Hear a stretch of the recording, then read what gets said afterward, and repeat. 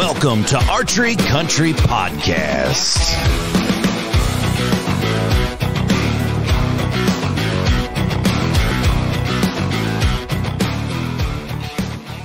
Hello, everybody. Welcome back to Archery Country Podcast. This is your host, Wade Grinager, as we are sitting in the Rogers studio. I know that's a reoccurring, sounds like a broken record, but we're here. This is our home. And we are set up for another awesome podcast that is hitting. We're actually just a little bit behind schedule on this release, but if you're not using trail cameras or any kind of game cameras, as soon as this podcast is done, you're probably going to come in the shop and get hooked up, because we are talking to a gentleman, very special guest by the name of Dan Schultz. He's the VP of Sales and Marketing for Cuddeback Cameras. How you doing, Dan? Doing great. Thanks for having me.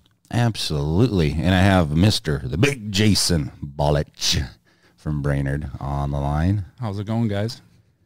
Good. Love this. Okay. Here's the situation. It's July 20th.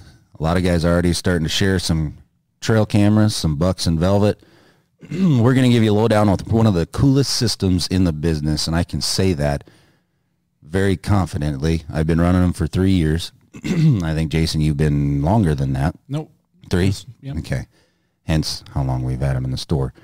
But it's a system that's in a system. It can be an individual camera. It can be a cell camera. It can be a Cuddy Link system. But before we dive into that, Dan, you've been with the company a long time. The company has been, I believe, the oldest still active trail camera company in the world. Am I correct? That is correct. Mark Cuddeback jumped into the trail camera business in 1989, and albeit there were some others that jumped in around the same time, so we can't say necessarily we're the first, because there was multiples that kind of jumped into the market. We're the only one out of that group that has lasted until now. So for sure, the longest standing trail camera company. Which is something to be said when we talk about pictures. Obviously, we want quality. When we want equipment to last a long time, quality, because it is an investment. You can go out and get cheaper cameras, by all means, brand X, but in the long run, you're going to spend the same kind of money replacing that, replacing batteries, or paying for extra cell plans, so on and so forth. I like this system because it utilized this is my 2 cents on trail cameras. Back in the day, people would say, you put them out, you let them soak, 2 weeks, you go back, pull a card, 2 weeks, pull a card. We all know that you get into that into October 19th area till November. I never even asked where you're from, Dan. I know, but you guys are. Yeah, I'm from, we're over in Green Bay, Wisconsin. So just up in the, close to the Lambeau Stadium there. So it's safe to say that you're green and yellow. Yeah, I think it would be illegal to be this close to that location and not. Go Packers.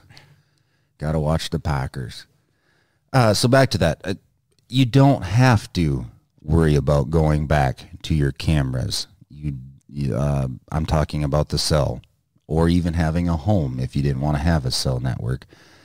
I think the revolutionary idea behind trail cameras is now we can actually pursue an animal without sitting in a stand. Does that make sense? What do you guys think? Yeah, it definitely gives you the option to keep tabs on everything and watch. Yeah, I mean, there's no doubt. Yeah, there's no doubt that the cellular technology has allowed people to stay connected to their property, right? So not only from monitoring the game that's on their property, but if people are on their property, so that whether it's a trespasser or maybe it's somebody from the gas company or whatever, right? So I think that whole and it's not just hunters, right? There's a lot of people they're using cameras to just monitor wildlife because they enjoy connecting to wildlife. So you got a whole slew of folks that are finding that that's convenient and pretty fun. And I think, like you're saying, other stuff, security. I'll give you one little laydown. We have a farm that we call it the K Farm. It's about 8 miles from our home farm. And my youngest brother, he pastures cattle out there. But there's nobody around, right? And we had our camera set up for every 3 hours, and all of a sudden I got a big picture of a black Angus cow's butt. And then pretty soon the whole herd went by. I just picked up the phone and texted him and said, dude, your cows are out. And we saved a little corn out of the deal. But it can be more than just your whitetail animal. If you're out west, you can utilize these if you read your regulations, and the states provide that opportunity. It's more than just whitetails. I know guys that are using them for bear, you know, when you're baiting, and you can size up an animal before you pursue it. And then, you know, the neighbor has one just in the backyard. I don't know how many squirrels and rabbits and deer that he gets in on that, but he enjoys it. Like, he almost, you know, we use the analogy waking up on Christmas morning.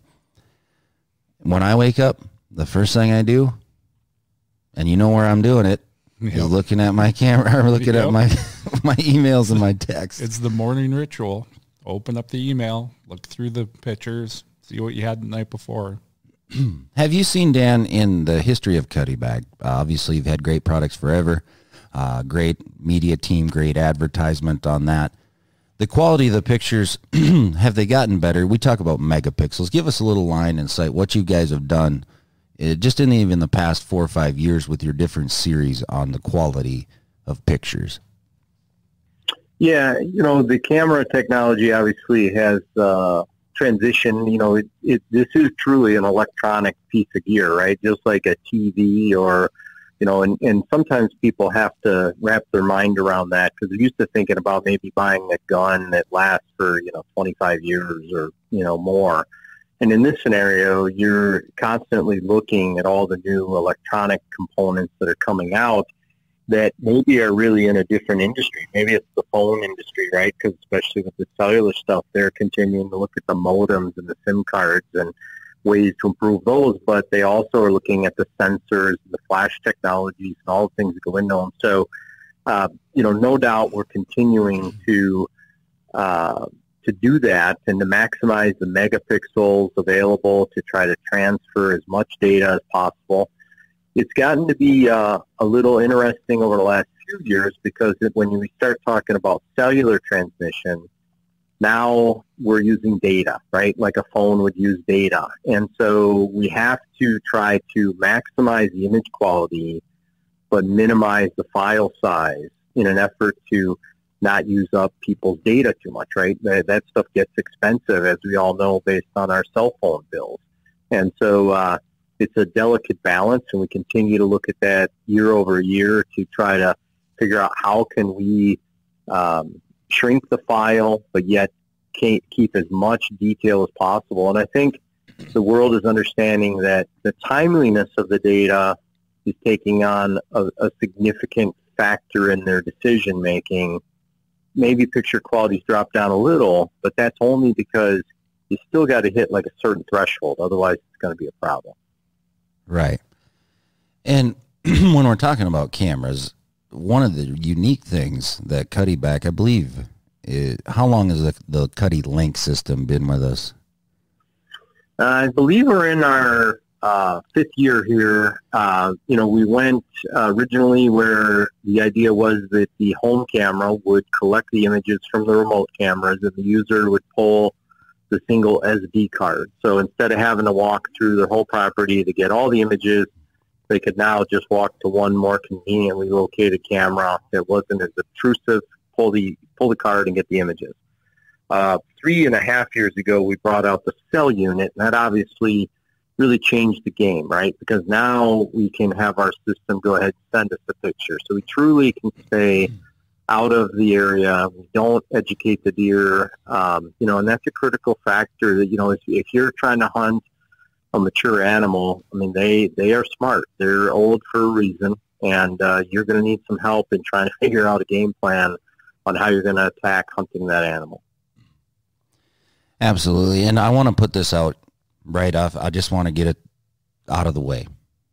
If you're an individual who is going to purchase this system thinking that it's another set of hunting eyes when you're hunting, one, I'm going to kick you square in the ass. And two, that's not the idea. We're not having a camera set around the bend where you can't see, but it can see, and it send you a picture simultaneously within 5 seconds to let you know a deer's coming. That is not the idea. And your guys' core belief, I believe we're on the same page. And correct me if I'm wrong, Dan. This is a monitoring system. Yeah, absolutely. This is one that, we get a lot of feedback on social media, right? And there's not very many times where I'll be a little short. But the one topic that I don't care for is this whole thing that, hey, I want the camera to send me a picture when the deer is coming behind me over my right shoulder so I know to get ready and shoot the animal. And I'm like, no, we're not. That's not what this is about. This is not about taking a picture and you run from one stand to the other to go try and kill the deer or anything.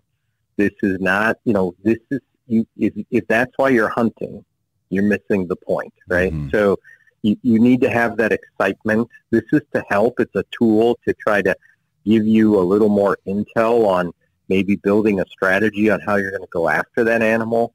But we have way, way too much respect for those animals to try and say, hey, this is going to give you instantaneous feedback. You get ready. I mean, at that point, why not just have the camera shoot the deer for you, right? So, if this doesn't get your heart pumping and you don't have the ability to celebrate with friends and do it like that, then, man, you're missing out on all the right reasons why you should be out there.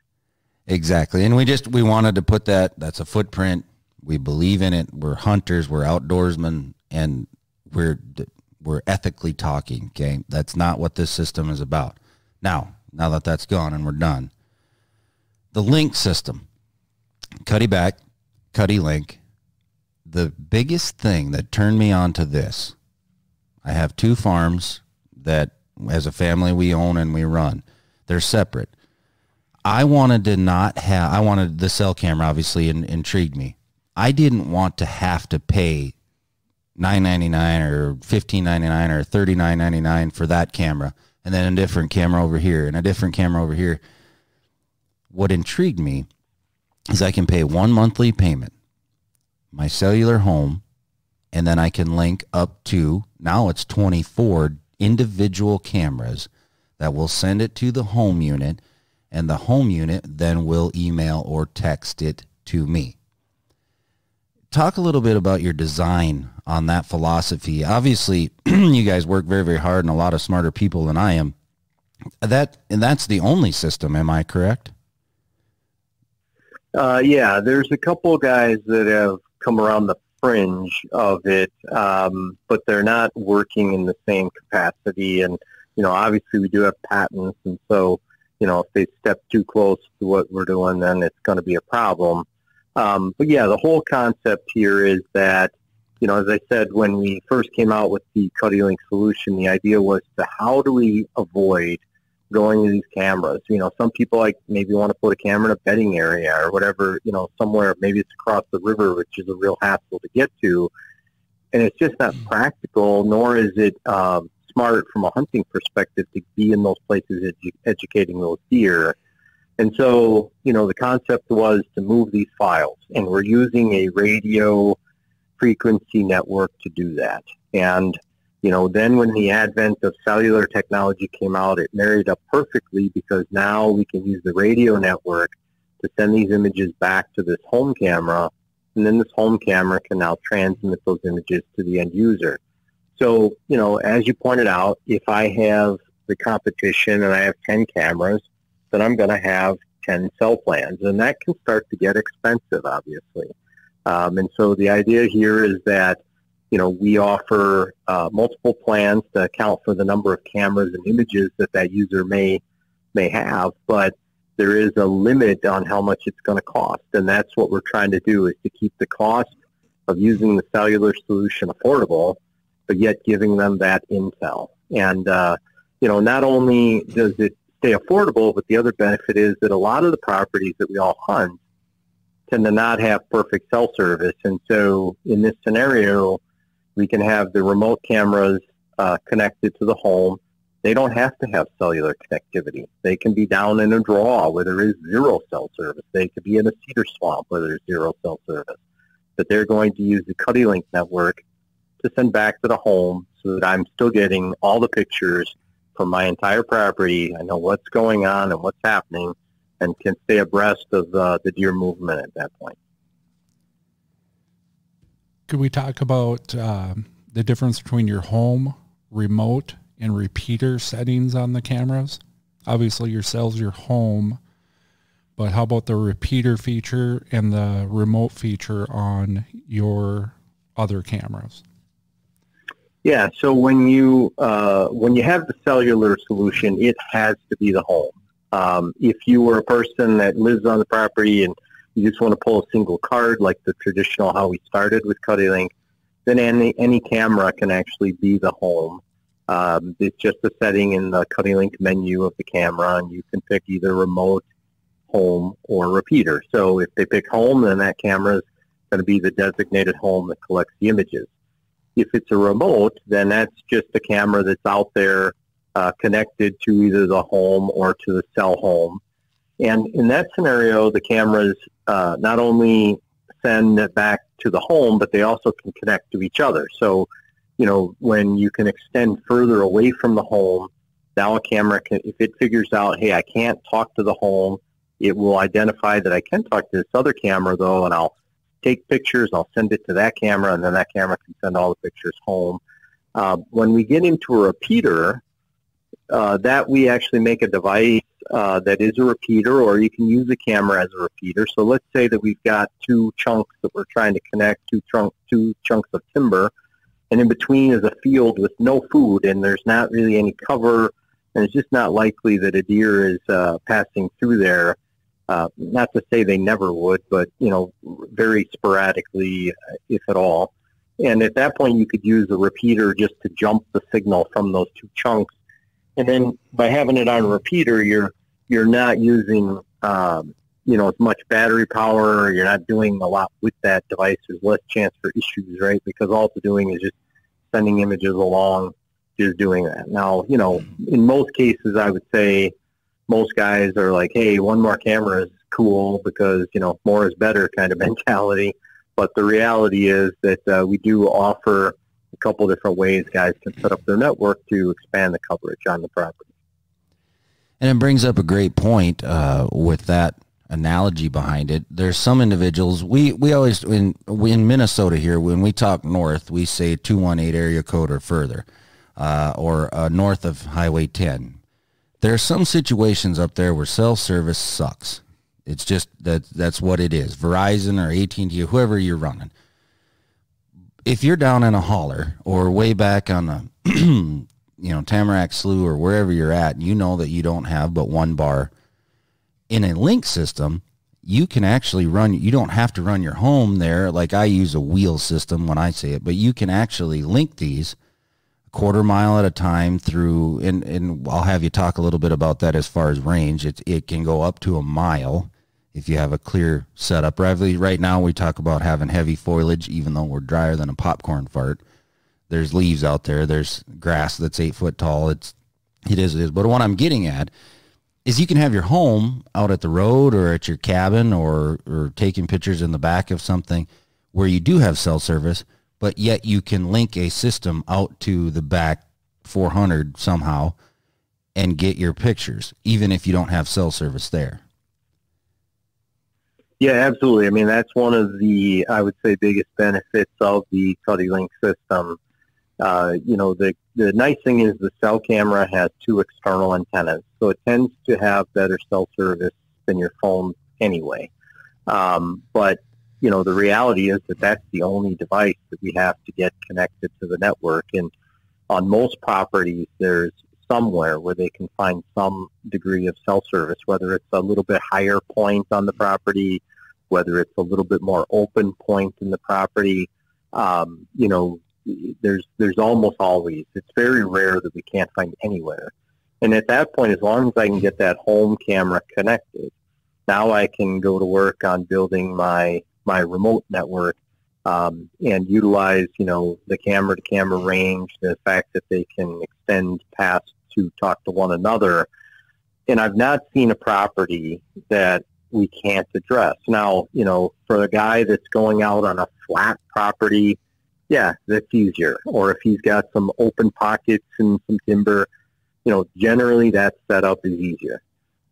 If I'm in a up and down, I've got a fair amount of hilly terrain. Yep, it's a little bit more work, but at the end of the day, it's certainly doable. You just have to follow some of the basic principles that we have in the system, which is checking the connectivity from camera to camera. And as long as the user does that, they're going to be able to get those pictures. And one thing that can be daunting, individuals, I'll just say it out front. If you can set up a Facebook account or an email account or an Instagram account, you're more than capable to set up a Cuddy-Link system. Yep. You have to have an account with Cuddeback. That's where you're going to take care of your plans. Right now, you can do it online. I heard rumor, air quotes, that there's an app coming. Am I correct, Dan? Yes, there is. Yep. I would imagine we've been in testing for the last few months. The Android version came first. We are working our way through the Apple version. I would say we're close. I'm hoping we'll make it here in July, and I think that looks probably pretty reasonable based on what I'm seeing. And, just be another way that people can interact with the system. That's our goal here, is that if you're someone that likes to get the pictures via email, then you could do that. If you're someone that likes to get the pictures via text message, you could do that. If you're someone that likes to be on a computer and be attached online, you could do that. And now you'll have the app as another option. So we're not going to dictate to anyone how they can interact with our system. We'll just try and give them as many tools as possible. And like we were saying, and Jason, you can chime in here. It's very, very easy. You're kind of a techie guy. You set up your account on Cuddeback's website. You have that. You sync and run in your home, the cell camera. And then basically one of the easiest things I do, we can talk people through it here in the shop. We can get them out. We can power them up. We can show them. Cuddeback has one of the coolest little YouTube videos out in the field. I don't know who that gentleman was, but kudos to you guys. Genius idea. I'll just share a link. The cool thing about it, you can push pause, open up, run your camera, set the settings you want, push play, go to the next one. So when you set up your home, then you move to your remotes. If you're going to have a repeater like Jason and Dan were talking about, it basically a minute, 2 minutes, once you do it once or twice. Yeah. And there's a lot of videos. And also you can get on Cuddeback's website and they'll walk you through it, or you can open up the back of the package and it's all literally right there. It's nothing to be scared of. Usually I just cards, batteries, I'll set up their whole system for them. And then I'll show them place your home. I'll usually talk to them a little bit about their property. I tell them place or sell home, pick your next camera up, go mode, over to arm, push down a couple times, gives you your link, power, connectivity, and then leave that up while you're going to place your next camera. You can look, all right, it's at 39, it's at 49. And you're talking about level. Yep, your link level. Link level. And then as you're placing your cameras, just keep watching that link level as you're going. And then all your cameras are within range. And I'm not afraid to tell people I have cameras that are consistently down in the low 12 to 10, and they still connect. They still send pictures. Don't worry if it's low. They still work. I mean, ideally, you'd want to be better, but if it's what you got to do, right, they will connect. Dan, right, we try to say below 20 is pretty low. We want to be in that 20 to, obviously, if they're next to each other, 99 is awesome, but it will tell you excellent, good, poor on your levels. As long as they're talking, I don't know the disclaimer that you guys put out there, but it will tell you instantaneously or within a minute or two what your level is, if you're good. Correct. And yeah, and 20 is the threshold we like to use just so that, environmental factors at times will impact the radio connection, so things like fog or whatever. But the reality is, and Jason's right, that, you don't have to be afraid of a low number, but there's different kinds of low numbers. There's low numbers where you're standing there and it's 12 and it's just staying 12 while you're standing there, that I would be confident that, yeah, I'm going to put this here and it's probably going to work. But there you'll get some areas where, because radio frequency stuff is sort of a little bit like magic, right? So you'll stand there and you'll see that, it's 14. Oh, it's gone. It's not connected at all. Okay, it's 2, it's 6, it's 18. And if it's doing that, then yeah, I don't like leaving cameras in that type of environment, because to me it feels like it's just not stable enough, right, to where it's going to maintain that connection. But if I'm standing there and it is 12 and it's 12, 14, 12, 14, yeah, that's probably okay. It's not going to be a problem because it's got a stable connection. And the biggest thing, if you have 14 or 20 right now, a month from now you might be at 35, and then in November you're going to be at 68 or higher. We talk about channels. We talk if you know anything about radio signal, the link system has to be on the correct channel. You can name your cameras location 1, 2, 3. Obviously the home is probably going to be 1, so on and so forth. And this is all laid out for everybody listening. Channel 5. Everything's on channel 5 on that particular link system so that they can talk to each other. That's how we're getting our levels. Levels are telling you what the radio signal is from the remote to the home, so on and so forth. I want to pick your guys. Okay, I want this podcast to be a little bit different. As far as your setups, there's thousands of ways to place these on your farm, Some locations we can have mineral licks, check your regulations. Some guys, in other states, they can have a bait. You go down south, that's basically how they hunt, so they're going to have a bait station.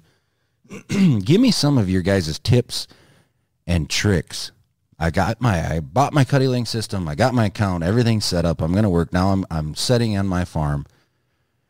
Are you running a wagon wheel setup where you can, or wheel system, or do you guys run like a long chain? What have you guys seen be the best? Dan, you go first, and then Jason. Yeah, I encourage folks to run more of a wheel type scenario where the home is the center hub, right? Just so that we can minimize the number of links from the cameras going out away from it. Not that they'll work like that. It's just more efficient. You're going to get things faster and use less battery power. But, I preface that with a big asterisk that says, hey, most important is that cellular home has got to have a good connection, right? Because the system's not going to send anything if the cellular home doesn't have a good connection. And so as he pointed out, you start with the cell home, you get it in a great spot, wherever that is, and then you build your network accordingly. And, but if you can do a wheel, I would encourage guys to do that. I think they'll see a little bit better performance, and, they get concerned about that because they're thinking, well, what if there's a problem? Well, if they do the system right, there should not be a problem. And now they're not, intruding. They're not going to the camera. They're just letting the system do its job, which is send those pictures. And, that's how I set up all my networks. So I seem to have the best results like that. Jason, what do you do? I know you have a little bit of a funky farm layout, but so I guess to me it's, you just got to work with the terrain you have. Where I hunt, it's 160 acres, but they're 40-acre parcels stacked. So I have a long, skinny, and it's all like levels, goes uphill the whole way till you get to about the third 40, and then it starts going down a little bit in the back. So basically the same principle. I run my cell home pretty much dead in the middle of the property, and then I just built off of that both ways. Mm-hmm. And then so you have a pretty drastic hill, mountain, whatever you want to say. You have a camera on base 1 down in the bottom, and then up on top so they can link. You're not trying to shoot through the hill. Nope. So basically I've built food plots throughout the property too, and I kind of planned it all out to where, so I got a food plot, we'll say about halfway up the first 40, there's a camera on that. Well, there's a pretty steep hill right from that food plot up to my next food plot, but right on the edge of that next flat spot, I've got a food plot, I've got a camera. Mm-hmm. So those two link to each other, and then from that one has the ability to go right to my cell home.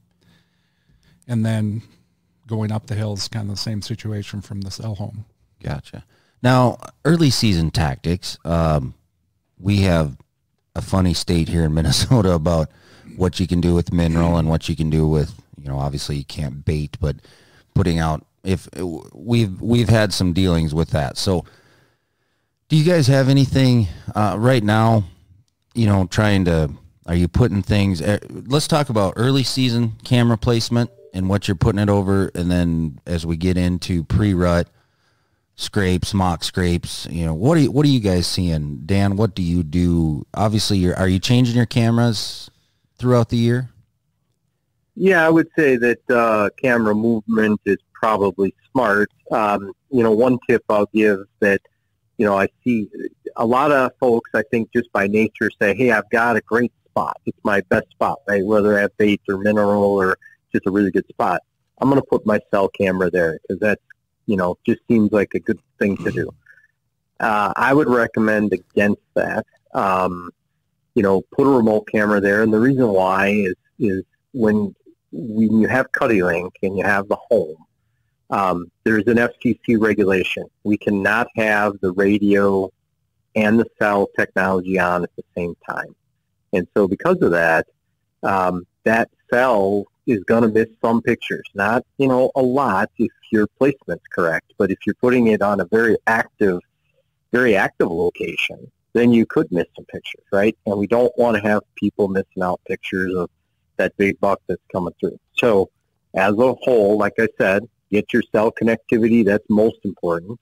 And then secondarily, I would say, hey, put your cell in a spot that is going to get some good pictures, but not buried with pictures. I would rather have a remote camera there that's taking those pictures and then sending them back to the home. That way the user's not missing anything. When it comes to, you know, surveying your deer, I would say right now people are wanting to survey to see, you know, what's on the property. So food sources and things like bait stations or minerals, if allowed, those are great places to try to get deer gathered together and start seeing what's available.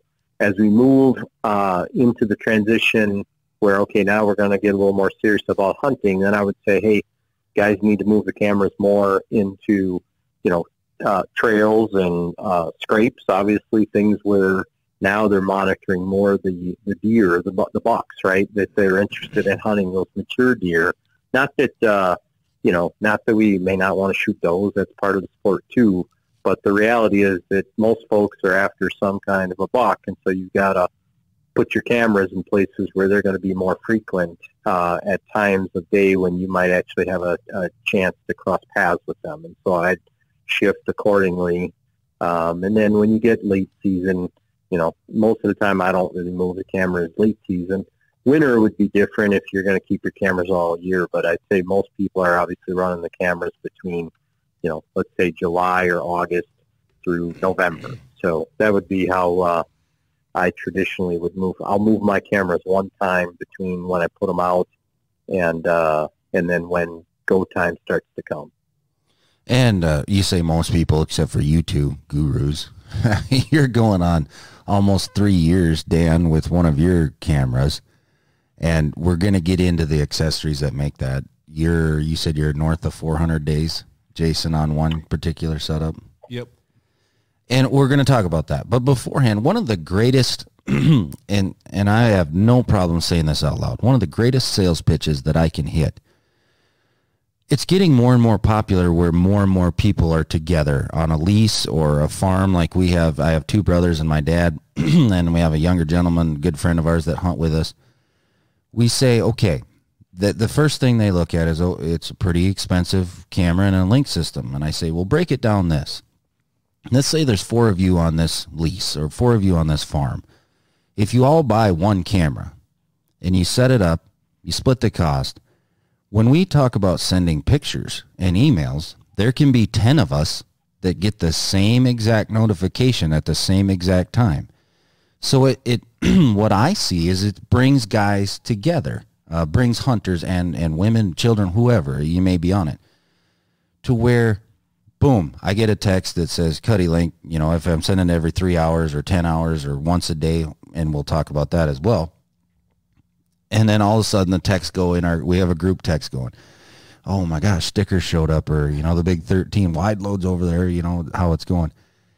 I think it is such a unique aspect of being able to share everything. It's not one person who may or may not want to share that they seen the big 180 or, you know, a piebald deer or whatever it may be. Everybody can experience it, and everybody can go in, and you're going to get your money's worth in the long run. This is a system that's going to work for a long, long time. You guys agree? I agree. Yeah, I think, you know, you hit a really good point when you look at, you know, years ago when you would have someone would pull the cards, that was one person pulling the cards, taking them home, pulling the images off the cards. Now they had to figure out how to show their buddy, right? Did they email them? Did they, you know, hey, we had to get together on Friday night and you could look at them on my computer, or what? It was kind of a pain, right? And so inadvertently, I think some of the guys never got to see the pictures probably, or, you know, and if they did see them, it was kind of after the fact, right? And so, yeah, there was something cool, but it was after the fact. The ability to get them all simultaneously at the same time, to your point, you know, creates a lot of excitement. Man, did you see that cool deer? Oh, man, look at that buck. Or, hey, did you see that cool picture of that bobcat, or whatever it is? Yeah. And, you know, I'm on property with a few guys as well, and so just like what you're saying, I mean, that's all year long we're doing that. You know, certainly there's times a year where there's less exciting pictures, but the reality is that a good chunk of the year it's always something. You never know what's going to show up, what might be cool, and it's just fun. I mean, that's just plain fun. And we work a lot with our neighbors. When you talk like quality deer management and trying to get everybody on board not to shoot. And I know that we're dabbling into the whole trophy deal, blah, blah, blah, blah, blah. Let's face it, you want to shoot the biggest animal you can, unless you're strictly a meat hunter. Well, then you can even target a doe. But like we work with my neighbor up there on one of the farms we were talking about, and we'll share pictures. Now, he's not on my link system, and I'm not on his, but we dissect it and say, hey, have you seen this deer? I haven't seen him for a couple of weeks. Oh, yeah, he moved over here. He's on my dad's farm. I got him last night. So now our network is expanding section by section, and it's like you said before, and I love this word, it is a tool that you can use. It's not going to be a for sure deal, but you can monitor if you're intensively harvesting, or if you want to get numbers, or if you're strictly a target animal, you can utilize this to be a better hunter. Now, I want to talk a lot more about accessories, but I want to share a story, 2 of them. We started the Cuddy Link system 3 years ago. On the farm that we're talking about, there was a buck that we called Blades. He showed up in velvet. He stayed there through velvet, which doesn't happen very often on a small parcel, 300 acres, but he was there. Come into season, and it was October 19th, and then October 20th, and October 21st, and then 22nd, 5 o'clock. That deer broke from the bachelor group, and he was in this food plot right around that magical time. And we used it as a tool because we could go back on our HuntWise app or Onyx, and we could tell what the wind was on that night, where he approached the field on the northwest wind, the south wind. And it was one sit. My brother went in, shot him. Awesome deer, 163-inch deer. It was great. And I will sit here and tell you over and over again, it's because we used the tool. Now, the deer I shot last year, wide load, we had a podcast, I talked about him. Same thing. Hadn't seen him. He wasn't there in velvet. We didn't even know that this deer existed until went hard-horned. It was October 5th. And October 3rd, we got a picture. October 4th, we got a picture. We have not been on this farm. We had not been to the food plot. We have not been back there since August. Went in, got my first shot at him. Used it as a tool. Are you guys utilizing the same thing? Are you predicting your hunts? Let's say, Jason, you got 3 days off, which we don't get, but are you setting up I mean, obviously you're not just picking the wind, but you're kind of monitoring what's going on with your deer herd. Yeah. Yeah. I have my camera spread out pretty well around my food plots. And yeah, it's even this time of year, I'm kind of, adjusting my cameras a little bit. I have one very nice buck that's been coming in, and I'm kind of moved a few. I have a few cameras that are I always have the ability, they're not on anything real specific that I use, and I'm kind of tracing him back to where he's popping into a food plot, and I had no idea. I know which way he's coming in, but beyond that, I mean, he has 100 different ways he could be coming in from that east side. He could be coming in from the southeast. There's a bedding area down there. Northeast, there's a bedding area up there. So I'm kind of walking the cameras back, kind of figuring out exactly. I actually have a really good idea where he's coming from now. And using it as a tool. Yeah. Dan, we don't have to say how big the deer was was it 2 years ago or last year? Did you have him in sync? I mean, don't get me wrong. Disclaimer here, you're not going to ever beat a deer. But did you have intel that you were working on?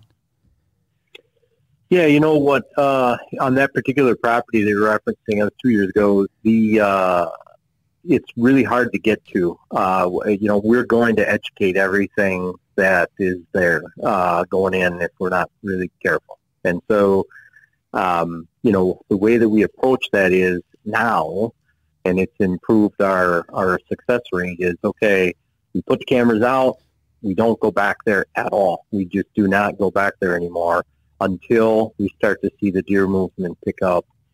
And, once we see that, okay, the bucks are on the move, all right, now we're going to have to take some risk, and we'll have to go in carefully. And, we've got a couple routes that we take that are, less obtrusive and try to get into a stand. And in that year that we had the luck, my friend and his son and I, all three of us were hunting back there. And all three of us harvested a deer, but we went in stages because my friend has a lot more vacation time than I do this time of year. And so as soon as he saw the deer were active, he went in and immediately shot a buck, very nice buck right off the bat. They kind of toned down a little. They got active again. His son went in. He shot a buck. I was on the tail end. I thought I had run out of time, but thankfully they did get active one more time, and, I got in there, and it tailed off. Like, the activity wasn't as high as it had been, but enough so that, I was able to harvest a really nice buck, and he was, in the area that we thought he was in because we had seen multiple pictures. And so, you have to take and interpret the data, and I think both of you guys have referenced that. I mean, you're getting these pictures. The camera is not telling you, hey, go shoot this deer right here on this day at this time. You have to look at the conditions, whether it's the wind and the temperature or the activity level or whatever it is that's an indicator, and then apply that. But if you do that, this definitely can help you increase your odds of success. And that leads us down a pretty cool little road right here, because you said the key sentence in that I'm going to take out is you guys did not go back there. You set your cameras and then you waited. With Cuddeback, we have what we call power. I call it a power station, but it's a external battery pack. Another awesome feature that I've incorporated is the solar panel rechargeable batteries. So earlier we talked, Dan has a camera, if he's doing it for R&D or if you're just doing it because you can, you're almost, we said 3 years. Is that right? Almost 3 years? Yeah, the camera is like 862 days that it's been in its spot, my cellular camera on one property, and I've not changed the batteries. Obviously, it's in good sun, and it's staying charged and running away. A lot of pictures. That camera is in the northern part of Wisconsin, where last winter it would have been, 28 below a few days. And it's just chugging along, continuing to send, which is awesome. So, Jason, talk a little bit about, so we have an external battery pack. Obviously, every camera has batteries, okay? Mm-hmm. And then you can add to this. So talk a little bit about the battery pack, the external battery pack that we can put in place. You can hook it actually on the back of the camera and then hang it on the same tree. How it works, what it's doing, and the longevity of the battery life. So your typical camera comes 4 D-cell batteries. You have the option to go with a 6-cell external battery pack, like you said, that you hang on the back of the tree. There's also an option now for I believe it's 12. So depending on the camera, the G camera's a little bit more, it seems to me in my experience, the G camera's a little bit more power usage with the Gs, but you also have a lot more flash power. J cameras on their 4, if it all comes down to how many pictures you're taking to and how much you're having pictures sent. But, I would say, let's say I get between 100 and 150 days on the J camera with 4 D cells in it. Well, if I add 6, I could be looking at 250 to 300 days off of that. Possibly, depending, once we get into winter, all bets are off. Right. Our winters are very harsh on batteries. And then if you add the 12, but I think ideally if you have the sunlight, I think the solar option is, to me, the best way to go. I've had just 4 brand X D-cell batteries sitting in my cell camera. And since the new solar panel with the lithium battery pack in it, I haven't had to go near that camera since I hooked that system up to it. So the external battery, I would say if you want to be less intrusive, if you don't want to be right in the heart of prime time, I don't want to even say that, the season, and you don't want to have, oh man, batteries are gone. Can one of you guys run out there, or can I get out there and do it? It's very, very minimal cost to get in a battery pack to go with it, or the solar. Dan, what kind of batteries are we running? What do you guys recommend? Does it matter? Do guys need to go out and spend a ton of money on the Energizer lithium, or is a standard Duracell, and I don't even care, Rayovac, whatever the brand is? What do you guys recommend? We actually see the best performance with the regular Rayovac high energy, and I'm not here to knock any of the battery guys. So user, if they've got access to a different brand, that's cool. It's all great. The Rayovac's owned by Energizer, right? So they tend to be the cheapest battery, but they also tend to last the longest. And so, and I think what you guys are talking about, if you have a camera and you put the external pack on it, I'm confident that since the majority of the folks run their cameras for a limited time frame, right? So maybe they put them out in July and they pull them down in December, or maybe they put them out in August and pull them in January, some kind of time frame is like that. If they run the 4D camera and they put the 6D battery pack on it, they're going to get through the season, and for me personally, because I'm running my cameras all year, partially because they're fun, partially because I need to do testing or whatever the case may be. If I can get to where I'm changing my batteries maximum 2 times a year, maybe once a year in a lot of scenarios, that's awesome. And as he pointed out, if I can get solar because I'm going to get sun, then I'm going to use solar because now I can literally get to where I'm not changing batteries, right? As I pointed out, mine's been running almost 3 years now. And so, the difference is that if you're going to put the camera in timber, which obviously us guys in Wisconsin and Minnesota, we've got a lot of places that have timber, then you're going to have to use a battery pack, right? Because you're not going to get enough sun for the camera. Solar panel means it's got to have some sun.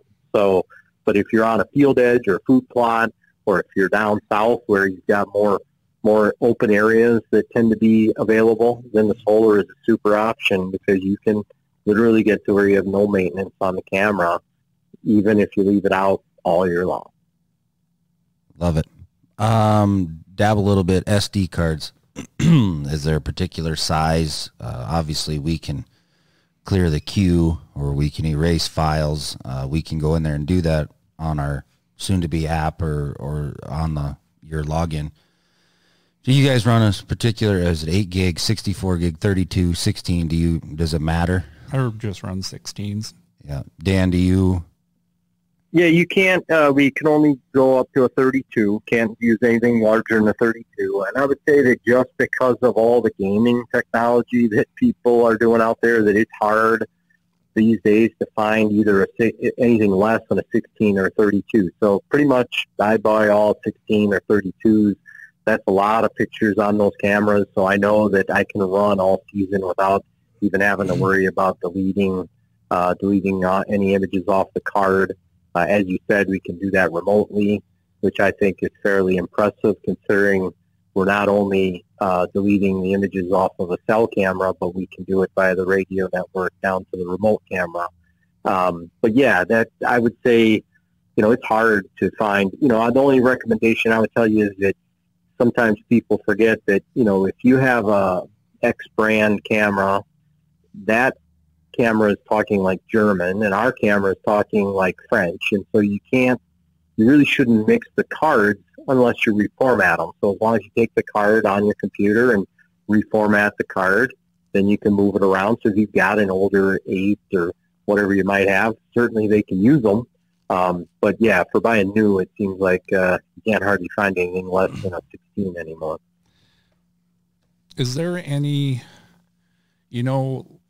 with your, say like your cell phone, once you start getting towards the end of your memory capacity, it seems like your phone slows down. Have you ever seen any, let's say, like I run 16 gig cards, about almost 16,000 pictures per card it would hold if I'd let them go. I always erase them after about 1,500, but is there any chance of a slowdown or like once you got up to close to capacity, say you just kind of forgot about it, you had about 14,000 pictures on there. Have you ever seen any chance of things slowing down and not working properly because there's so many pictures on that card? No, and I can't say that I personally, I'm like you, I don't get to that point. We get a daily report for our camera, plus I can look at an online report on the portal. And when we have the app, it'll also have the online report. So because of that, every day that stuff is kind of in your face, right? I take a quick look. I don't spend a lot of time on it, but I'll take a quick look. Yeah, everything looks fine, great. I'm not worried about it. If I saw something there that looked out of sorts, I'd maybe dig into it a little bit more or monitor it a little closer for a few days and make sure I'm good. We do have quite a few tools that are available to the user to try and fine-tune their system. But I have seen, if guys get really close, right, then they can start to see a little bit of something funky that doesn't seem right, and they go in, delete the card and clear out the space, and now, boom, everything's back to working totally fine again. So I would say you don't want to get too close to that threshold. I think if you're down, let's say you still have 10%, it's probably okay, but you start maybe getting closer to that. I think, now you don't really know what, how many images going to push you over. I would say I wouldn't want to get to that point. Yeah, not worth the risk. That's why at about 1,500, I erase them. Yeah. So let's talk just a little bit. There's two more things that I want to discuss, and then we'll cut you loose, Dan, I promise. First thing is having the ability to go in and name your cameras so that when you get a picture of the Lucky Buck or whatever it may be, that he's on Abby's stand or the next day, obviously you can physically look at the terrain behind and see where you're at. But when you're running 12 cameras and you're getting that much intel, it's nice to have them named. Getting a phone call here, but I got to ignore it. I'm not swearing, I promise. Also, you can change if you want to get pictures every 3 hours.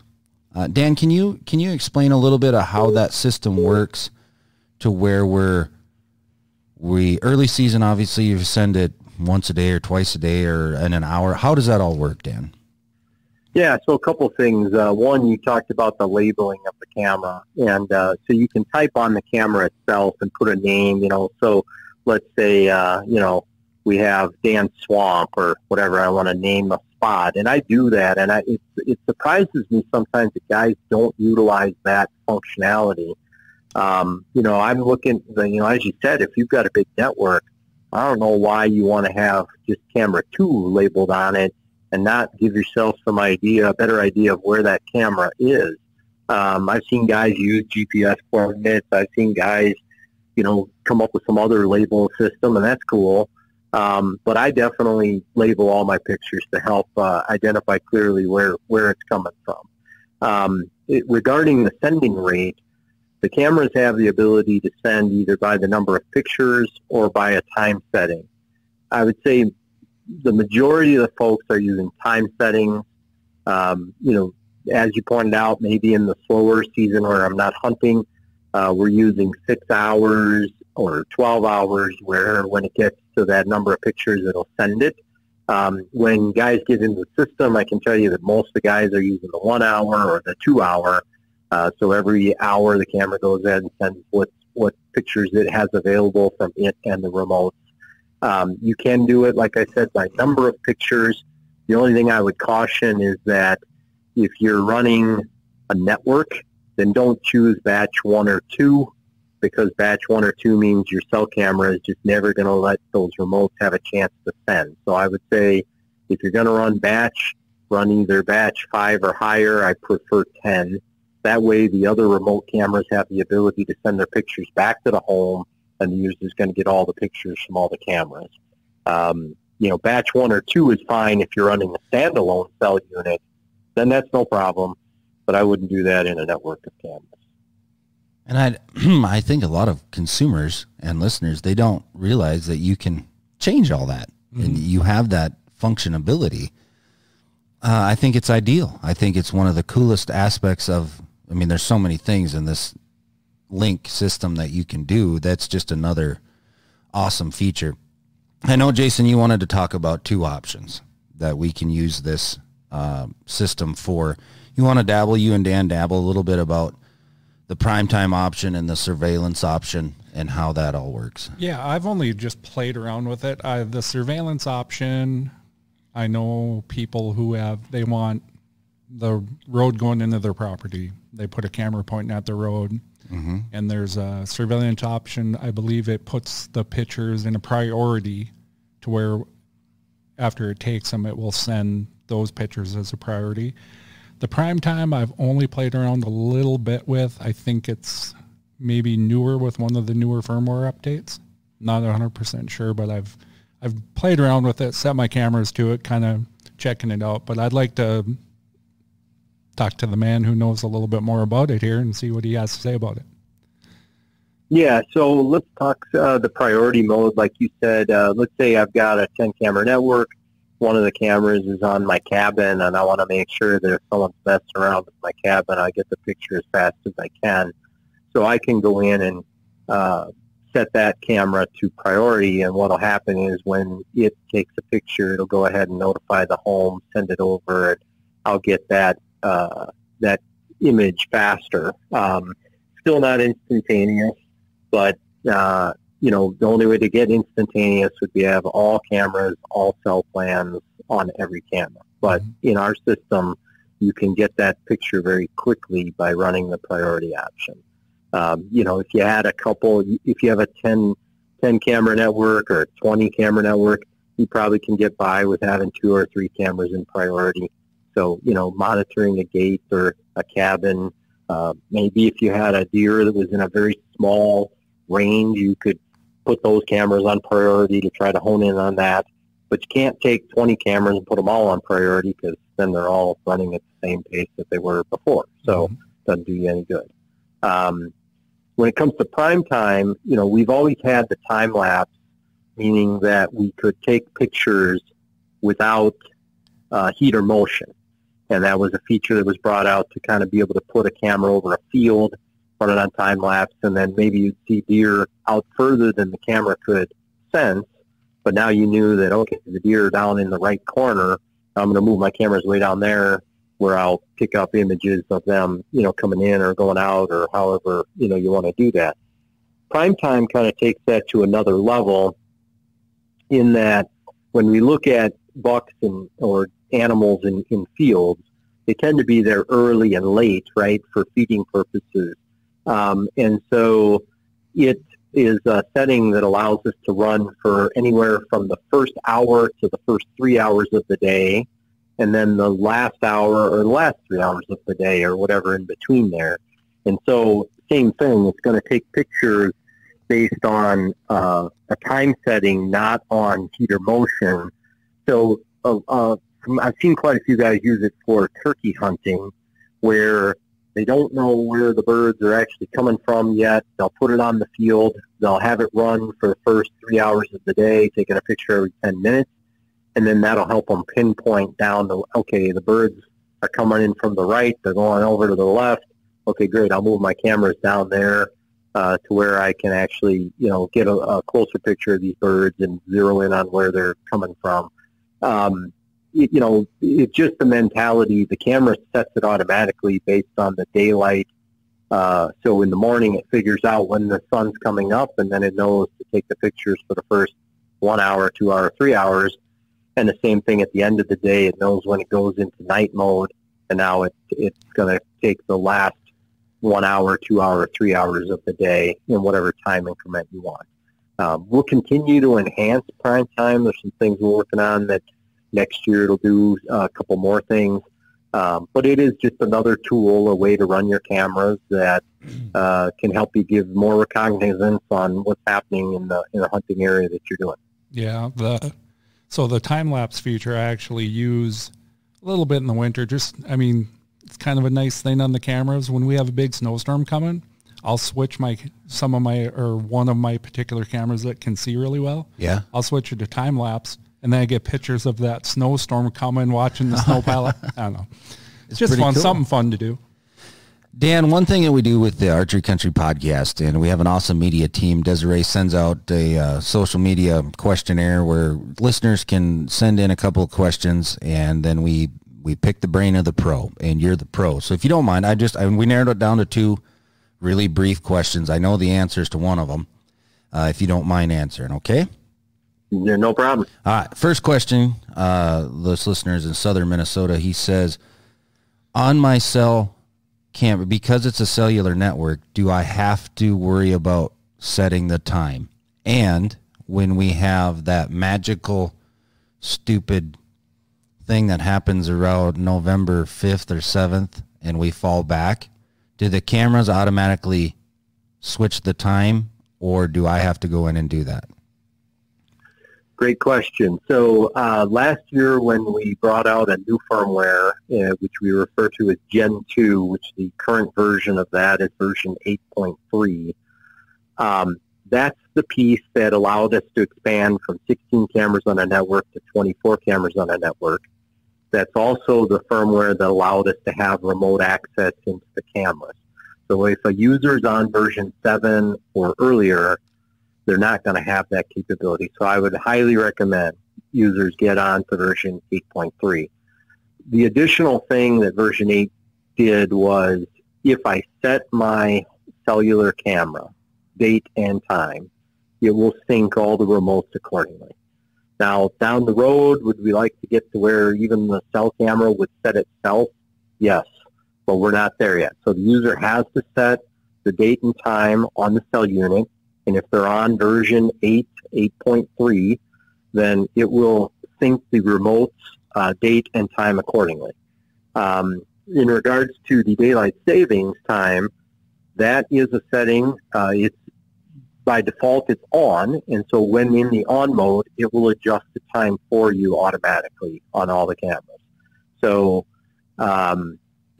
we're trying to make it easy so that hopefully people have the right date, the right time on the cameras all the time. We'll continue to look at that. But, yeah, I think we've enhanced that and made it as easy as we can at the moment. Phenomenal answer. And date and time is a big, big issue. I mean, you have to, you can't be off by 2 hours and think you're going to be okay. You kind of already talked about it. The second question is from a listener that's Midwest Minnesota. Ottertail County is where it was sent in. He wants to know, he has a 6-camera system. He says, kudos to Cuddylink and Cuddeback. I appreciate everything.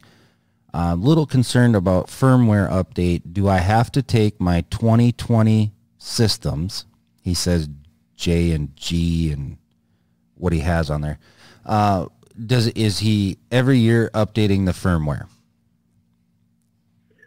Not necessarily every year. Obviously, as we continue to bring out enhancements, but, the user doesn't always have to do that. If they look at, we're trying to educate on what's new, and if they don't want to participate, that's okay. The reality is, and before I was at Cuddeback, and I had some cameras, and I'd hear firmware update, I'd think, oh, man, this sounds bad.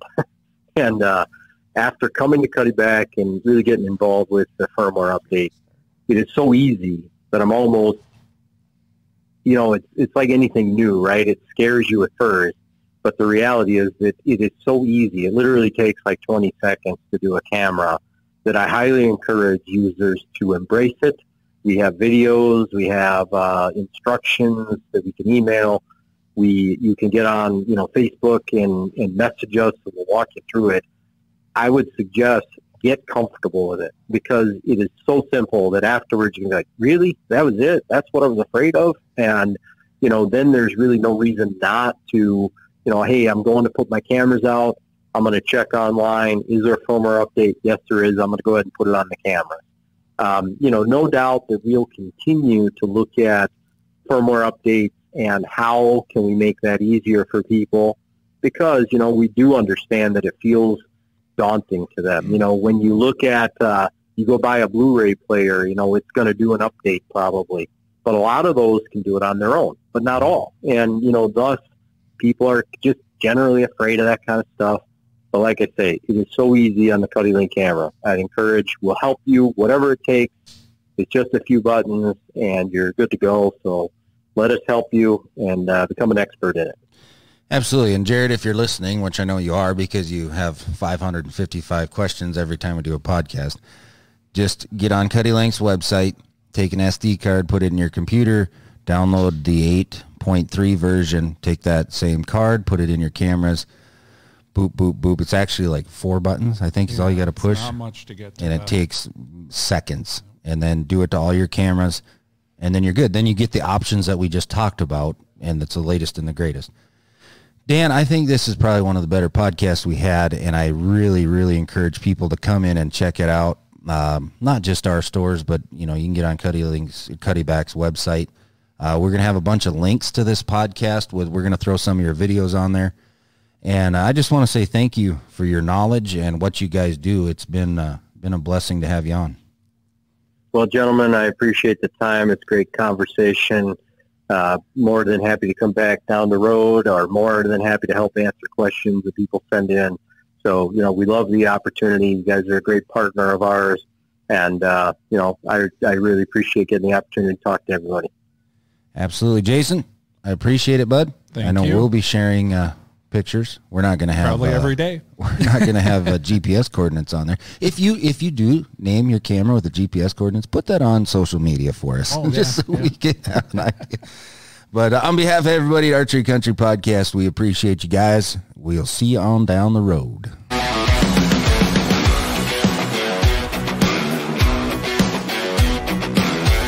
Thank you for listening to Archery Country Podcast.